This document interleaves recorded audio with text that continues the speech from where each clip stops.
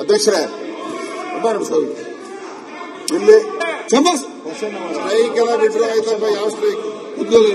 ಅಧ್ಯಕ್ಷರೇ ಸುರೇಶ್ ತಾವು ಅಧ್ಯಕ್ಷರೇ ರಂಗನಾಥ್ ನೋಡಿಪ್ಪ ಕೂತ್ಕೊಳ್ಳಿ ನೀವು ಒಂದ್ ಸೆಕೆಂಡ್. ನಾನು ಬಿಜೆಪಿ ಅವರು ಗೌರ್ಮೆಂಟ್ ನ ಬ್ಲೇಮ್ ಆಯ್ತು. ನಾನು ಹೇಳ್ತಿರೋದು ಬಜೆಟ್ ಅಲ್ಲಿ ಮಾತಾಡಿ. ಆಯ್ತು ಈಗ ಬ್ಲಾಕ್ ಮಾರ್ಕೆಟ್ ಅಲ್ಲಿ 2,000 ರೂಪಾಯಿ ಆಗಿದೆ, ಆಯ್ತು 4,000 ಆಗಿದೆ. ಅದು ಮಂತ್ರಿ ತರ ಬರ್ತಾರೆ.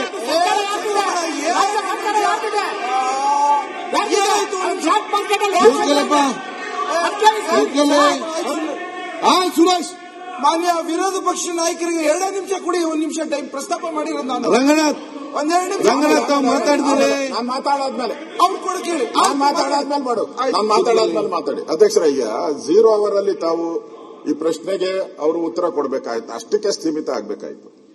ಆದ್ರೆ ಇದನ್ನ ಮುಖ್ಯಮಂತ್ರಿಗಳಿರ್ಬೋದು, ಮಂತ್ರಿಗಳಿರ್ಬೋದು, ಇದನ್ನ ಒಂಥರ ರಾಜಕೀಯ ಕಾರಣಕ್ಕೆ ಉಪಯೋಗ ಮಾಡೋದು ಸರಿ ಇಲ್ಲ. ಫಸ್ಟ್ ಆಫ್ ಆಲ್ ನಾನು ಹೇಳುವಂಥದ್ದು, ಈಗ ಯುದ್ಧ ನಡೀತಾ ಇದೆ. ಯುದ್ಧ ನಡೀತಾ ಇರೋದು ಇಡೀ ಪ್ರಪಂಚಕ್ಕೆ ಗೊತ್ತಿರುವಂಥದ್ದು. ಮಾತಾಡೋ ಅಂತವರು ಆಲ್ಟರ್ನೇಟಿವ್ ಏನು ಅಂತ ಹೇಳಬೇಕು. ಆಯ್ತು, ಈಗ ಇದು ಸಿಗ್ತಾ ಇಲ್ಲ, ಪೆಟ್ರೋಲ್ ಇದು ಗ್ಯಾಸ್ ಸಿಗ್ತಾ ಇಲ್ಲ, ಅದಕ್ಕೆ ಆಲ್ಟರ್ನೇಟಿವ್ ಏನು ಅಂತ ಹೇಳಬೇಕು. ಆಲ್ಟರ್ನೇಟಿವ್ ಏನು ಅಂತ ಹೇಳಿದೆ ಸ್ವತಃ ಮುಖ್ಯಮಂತ್ರಿಗಳು ನಾನು ನೋಡಿದೆ. ಒಬ್ಬ ರಾಜ್ಯದ ಮುಖ್ಯಮಂತ್ರಿ, ಯಾವ ರಾಜ್ಯದಲ್ಲೂ ಪ್ರಾಬ್ಲಮ್ ಇಲ್ಲ, ಯಾವ ರಾಜ್ಯದಲ್ಲೂ ಪ್ರಾಬ್ಲಮ್ ಇಲ್ಲ ಇದೇ ರಾಜ್ಯದಲ್ಲಿ. ಯಾಕಂದ್ರೆ ಸ್ವತಃ ಮುಖ್ಯಮಂತ್ರಿ ಹೇಳಿದ್ದಾರೆ ಸ್ಟ್ರೈಕ್ ಮಾಡಿ ಅಂತ. ಸ್ಟ್ರೈಕ್ ಮಾಡಿ ಅಂತ ಹೇಳ್ತಾ ಇದ್ದಾರೆ ಮುಖ್ಯಮಂತ್ರಿಗಳು. ಎಷ್ಟು ಸರಿ ಇದು? ಕಾನೂನು ಸುವ್ಯವಸ್ಥೆ ಪಾಲನೆ ಮಾಡೋ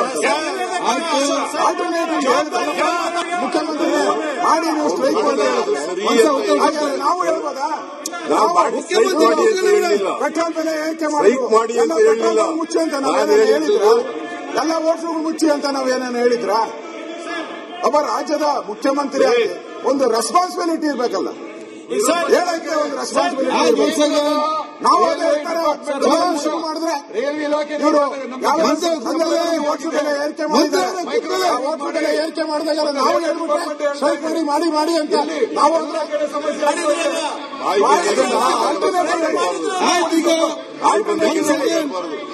ತಿಳ್ಕೊಂಡು ಮಾತಾಡಬೇಕು. ಮುಖ್ಯಮಂತ್ರಿ ಹೇಳಿ, ಮುಖ್ಯಮಂತ್ರಿ ಮಾತಾಡ್ತಾರೆ. ಗ್ಯಾಸ್ ಸಪ್ಲೈ ಆಗ್ತಾ ಇಲ್ಲ ಅಂತ ಮುಖ್ಯಮಂತ್ರಿ ಮಾತಾಡ್ತಾರೆ. ಶಿಫ್ಟ್ ಆಗಿ ಅಂತ ಹೇಳ್ತಾ ಇದ್ದಾರೆ ಮಂತ್ರಿ ಅವರೇ. IRCTC ಅವರು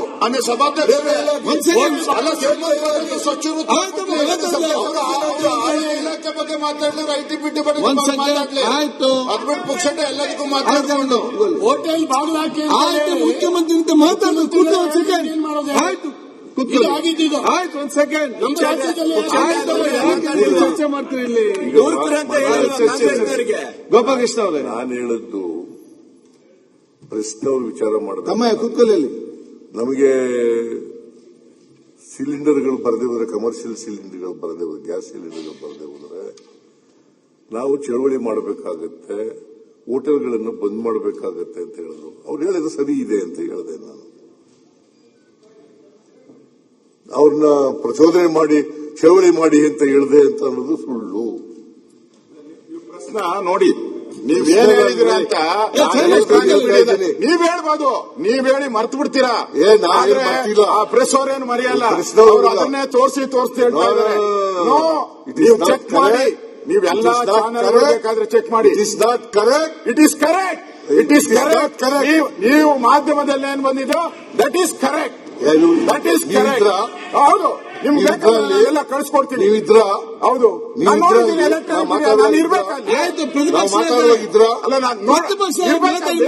ಹೇಳಿದೆ. ಹೌದು, ನೀವು ಡಿಮ್ಯಾಂಡ್ ಮಾಡ್ತಾ ಇರ್ತಕ್ಕಂಥದ್ದು ಸರಿಯಾಗಿದೆ.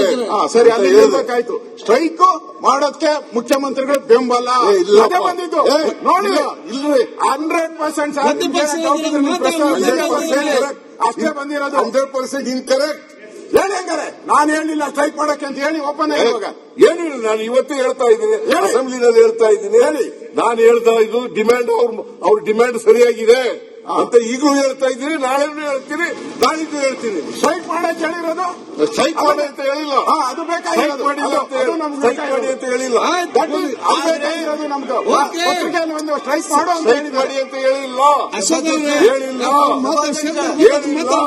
ಸರಿ.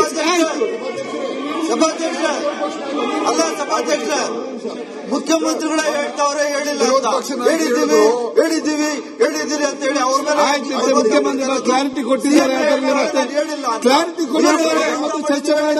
ವಿರೋಧ ಪಕ್ಷ ನಾಯಕರು ಮಿನಿಸ್ಟರ್ ಉತ್ತರ ಕೊಡಲಿಕ್ಕೆ ಸಾರಿ ವಿರೋಧ ತಪ್ಪಿಸ್ಕೊಳ್ಳಿ. ಪಕ್ಷ ನಾಯಕರು ಹೇಳಿದ್ರು ಬರೀ ಕರ್ನಾಟಕ ರಾಜ್ಯ ಮಾತ್ರ ಈ ಸಮಸ್ಯೆ ಉದ್ಭವ ಆಗ್ತಾ ಇದೆ ಅಂತ ಹೇಳಿದ್ರು. ದಿನೇಶ್ ಗುಂಡೂರಾವ್ ಅವರು ಅವ್ರ ಇಲಾಖೆ ಬಗ್ಗೆ ಮಾತಾಡ್ರಿ. ಮಾತಾಡ್ಲಿ.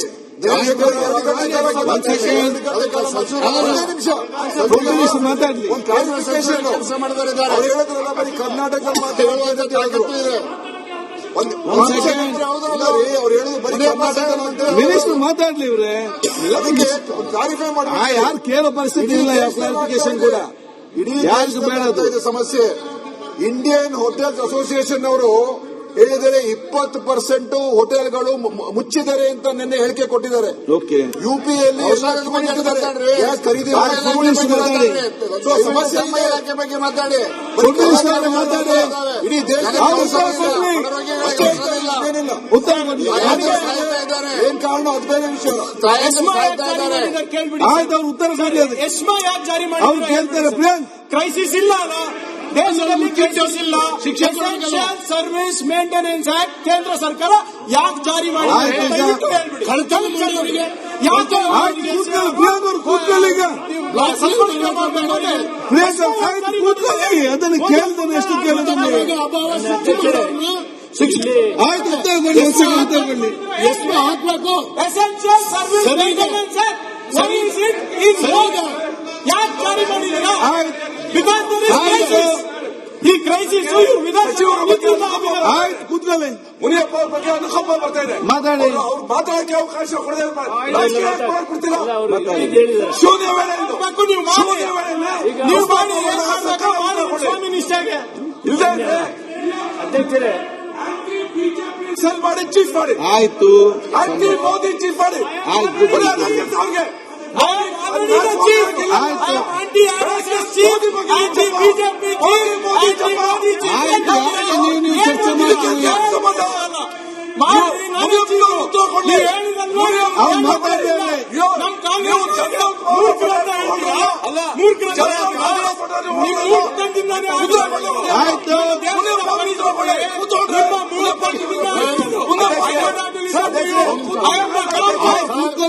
ನೀವು ಪರಸ್ಪರ ಯಾಕೆ ಚರ್ಚೆ ಮಾಡ್ತೀವಿ?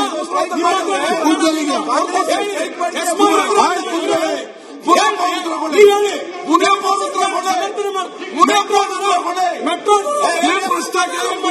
ಉತ್ತರ ಕೊಡ್ಬೇಕಷ್ಟೇ. ಆಯ್ತು,